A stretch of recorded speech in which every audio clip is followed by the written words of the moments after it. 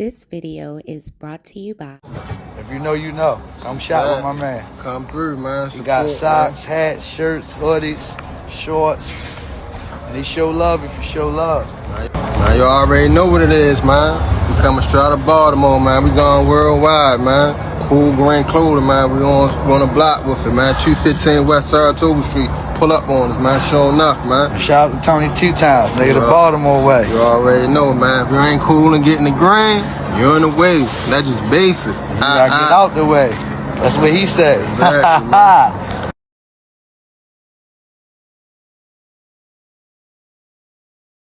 What's going on, YouTube, fam?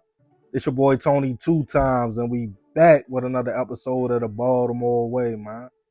Before I start, be sure to tap that like button. It's free. It helps get the video out there. Definitely watch this video to the end to hear the full story and all the details in the case. For my day one fam, y'all already know it's all love. Thanks for tuning back into another episode. If you're new to the channel and you feeling the content, feel free to subscribe. Definitely hit that notification bell so you can be notified every time we drop a new video. Oh yeah, feel free to share the channel with your peoples. Everybody is welcome. With that being said, let's get right into the story. For most young men, when we are little boys growing up outside playing, we don't think about our environment, our home life, or that us or the other kids next to us might grow up, jump into the streets, go to prison one day, or even lose their life in the same streets we played on. At that age, you have big dreams.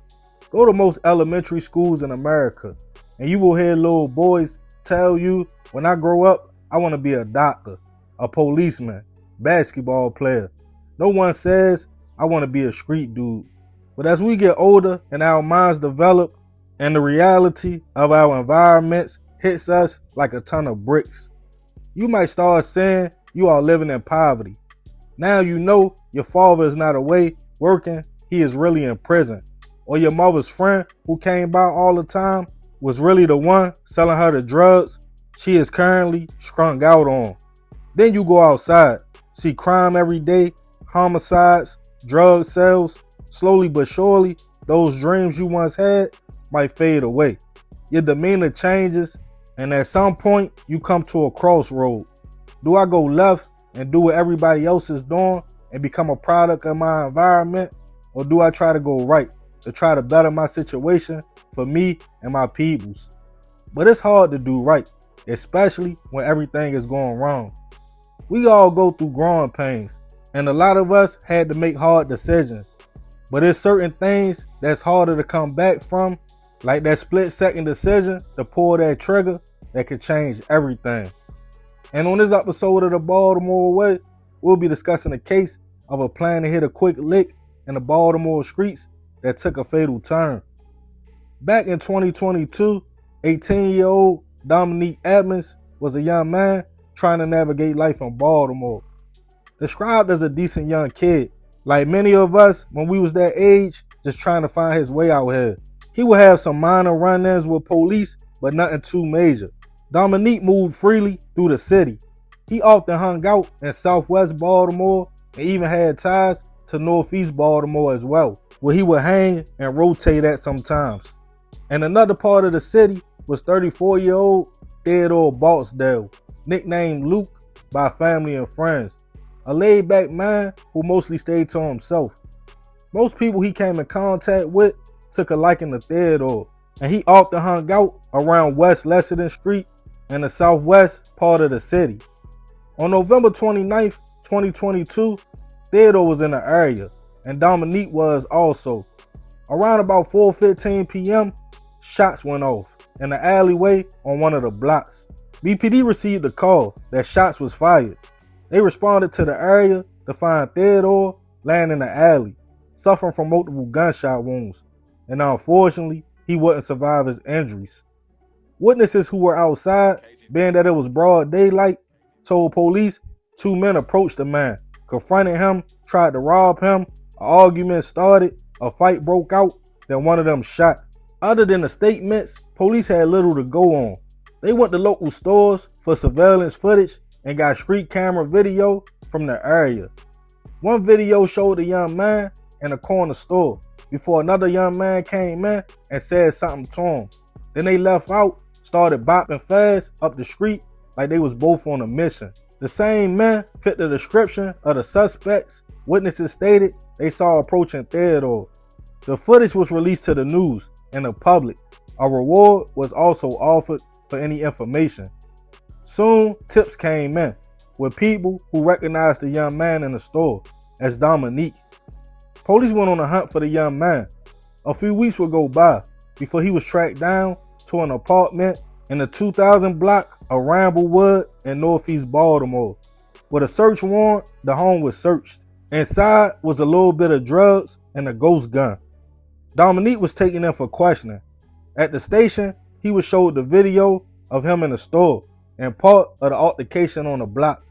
But what put the nail in the coffin was facial recognition technology that compares an individual's features from pictures or video, then compares it to a suspect or person already in the database.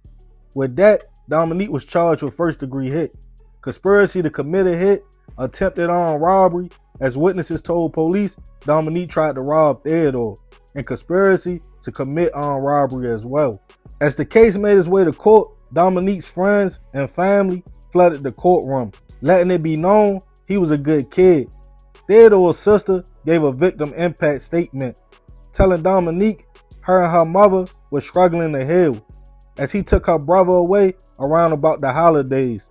She stated at least his family could see and still talk to him, but her family couldn't do the same with her brother. Dominique, not having a bad background, was offered a deal to cop out to the lesser charges of second-degree murder and using a firearm in commission of a violent crime. He was sentenced to 40 years, all suspended but 20. First 5 years with no parole, with 5 years of supervised probation upon release. Rest in peace to Theodore. I send my prayers and condolences to his family. I'm not sure what he had that Dominique and his homie wanted, but allegedly he fought for it and it cost him his life. I often do these stories, and when I look at video footage, I think Shorty didn't even know before he even committed the act, he was already caught. During the walk, Dominique made a decision that cost him his freedom. That fast, a split second. I know young men don't understand because when I was young, I didn't want to hear nothing either. I had to see and feel that the fire was hot for myself. But even when I was a hopper, you had a chance of getting away with something. But now, with technology, the streets are really over. They have cameras everywhere, cell phones. Shorty got caught for facial recognition. Some dudes out here in the streets don't even know that exists. But the sad reality, as long as we have poverty, people struggling, the streets will always be there. More lives will be cut short. More jail cells filled. The cycle can only be broke if the people in the cycle change their mindset. But it seems that we glorify certain things, and that's an uphill battle. But I won't talk too much more about this one. Y'all let me know what y'all think about the situation in the comments. Yeah, man, crazy story. Rest in peace to Theodore. I definitely send my prayers to his family. But be sure to tap that like button if you're feeling the content. I appreciate you if you made it to the end. Y'all already know it's all love, fam. This is another episode of the Baltimore Way. It's your boy Tony 2 times. I'm out.